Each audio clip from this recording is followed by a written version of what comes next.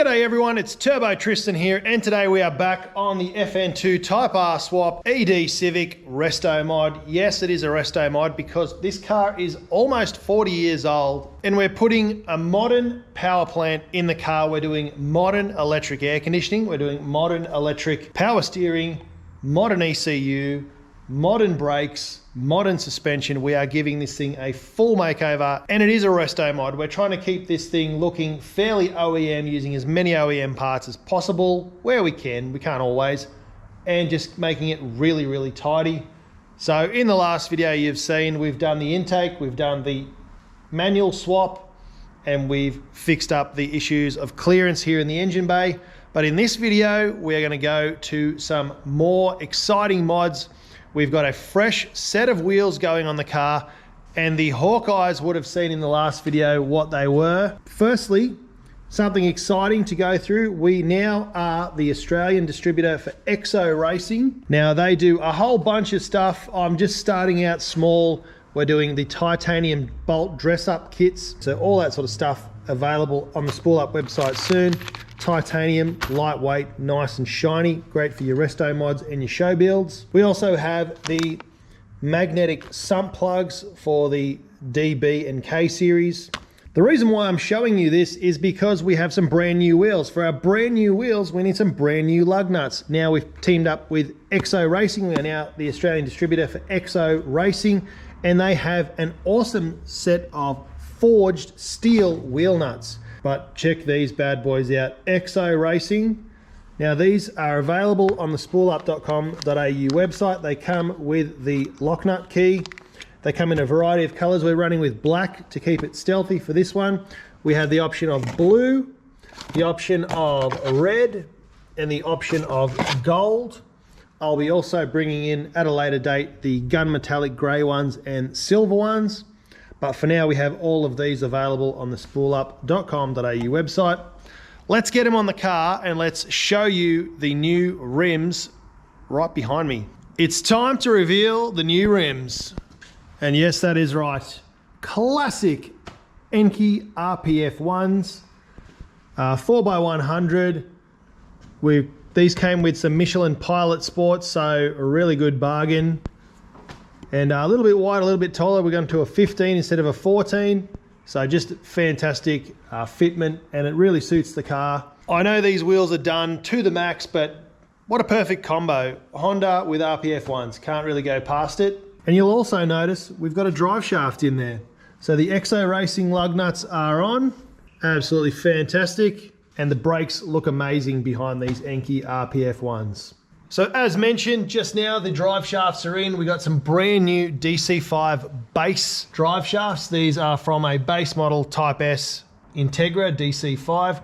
Got these over the counter at bearing wholesalers. So your local bearing shop actually stock CV axles for all makes and model cars. These are brand new. Hopefully these will do another 300,000 kilometers. If down the track we do want to, we can run the ABS sensor here, run ABS brakes, or we can run traction and stability control through the Haltech. I have been told there is some issues. You need one custom length one side, whatnot is different, shorter, longer, whatnot. I am running the gauntlet here because I don't know which one's which, and no one can tell me which side is which. However, I've fitted these in. The wheels get full articulation, they get full rotation, and they get full movement in all positions with the wheel at full lock. Still turns, still doesn't lock up, doesn't bind up. So hopefully we fluked it and everything's worked out well. For the type of driving this is going to be seeing, I don't think it's going to be an issue, but we'll jump that bridge when we get to it. We've got some brand new axles in the car and they look fantastic and they work fantastic. So I'm so stoked that they are in there. So we are slowly ticking things off the list. So in the second video, we talked about changing to EK brakes all the way around. So we've done EK front brakes, EK rear brakes, we've done the EK master, and we've done the prop valve. And one thing I mentioned in the subtitles was, if you do this, you must add camber arms. And that is because of the angle of this spindle here. And the reason for that is the curve here in the spindle. Now on the EDs, EFs, it's quite an aggressive curve, but on the EK, it's quite straight, not very curved at all. So what we've done is we've gone ahead and gone down to Elusive Racing and grabbed a set of Hard Race front upper control arms. Good thing about these is we get a brand new ball joint, we get brand new bushes down here, and we get a brand new part that is adjustable. Now, when it comes out of the box, the ball joint is flipped this way. So these parts are here. So that moves to there. So the whole thing is spun around. So what I've done is I've spun it around, meaning that the ball joint is over this end rather than over this side, giving us a little bit of extra adjustability and camber. So check this out. So now we've got the arm fitted, which looks amazing. So nothing is tight yet. We've got to put the drive shafts in and set the ride height, bleed the brakes, all that sort of stuff. But you can see here, we've moved the arm all the way back. I have checked that at full stroke. I've disconnected the shock and I've pushed the whole suspension all the way through its range of motion. So all the way up till it touches the top there and all the way down to full droop. And we are not contacting with the coil, although it is quite close. We now have negative camber as opposed to positive camber, which you can see here. Now, yes, the car is at full droop. The wheels are hanging down and poking out. We've managed to solve a problem and increase the handling and the stance and the traction and everything. More importantly, the reason why we did this is to increase the braking power and bring the brakes from 1989, which realistically they haven't changed since 86 or 87 when this model first was released, all the way up to 1999 brakes. So these are the same brakes that are on my 99 Civic from the factory, 4-wheel discs. So this is part of it being a resto mod. We've taken a 35-year-old car and we've updated the brake system 10 years into the future. But now let's go do the same in the rear. We're going to do rear camber arms. We're going to do rear lower control arms and front lower control arms, mainly so we got brand new bushes and we've got more adjustability. The next thing we'll be upgrading in the suspension is a rear sway bar. Now this is an ASR sway bar, comes all the way from America, made in the USA. Very, very nice billet parts. We've got the billet mounts, all those brackets and nice new rubbers, and super high quality Heim joints or rose joints or pillow ball joints, whatever you want to call them. Many, many different names. All the bracketry and some really, really detailed instructions. A sway bar is by far the best mod you can do for handling in any car. It helps stop body roll. And even if your car is standard ride height, this mod will make your car handle so much better by joining both wheels and stopping the body roll of the car when you go around corner. So you go around corner, rolls over. That's because the wheels aren't connected. A nice, strong, upgraded bar in the bottom keeps the wheels connected. So when it goes around the corner, it doesn't roll like this. It just helps the car turn. So we're gonna stick that on now. And the reason why this is such a big handling upgrade is, check this out. The fact this car even has one from 1989 is amazing, but check this out. Just grabbing this sway bar here, you can see the flex in the chassis, and this whole thing is shaking around here. So really, really soft there in the floor, really, really weak. And upgrading this is gonna help with turning, steering, and body roll, and just really take all of the body roll out of the suspension. Doing one in the back of your Civic is the best mod you can definitely do if you don't already have one in the front. A lot of Civics don't, so make sure you have a front sway bar. This car does, so we're gonna upgrade the rear one. And you'll also notice I've started doing the exhaust. One thing that you really need to be mindful of is when you're building a custom exhaust, or if you have a custom exhaust already on your car and you do want to upgrade the sway bar, there is a chance that this might foul wherever the new sway bar goes. So I've halted production on this so I can put the sway bar on and make sure I've got clearance around everything, because we don't want any knocking around here. So that's on hold.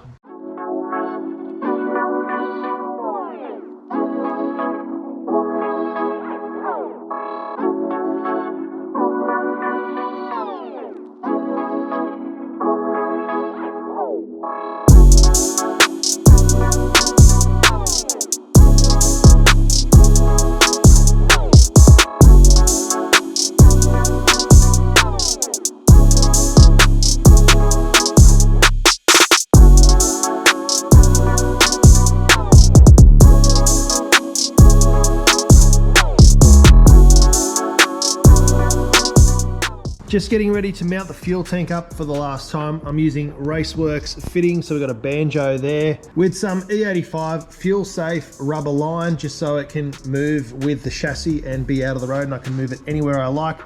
There's plenty of little tabs here, here and here that I can zip tie that to so it doesn't flop around. And I've also marked O for out and I for in, so that I can remember which way they go once everything's all back in the road here. And I just thought I'd show you guys that before I stick it back up in the car. And I'm gonna block this off here, or put a breather to somewhere. I think I can use, yeah, a little bit of silicone just to breather back up to that line there. Should be sweet, just for when it's parked in the sun and it's hot and it needs to expand.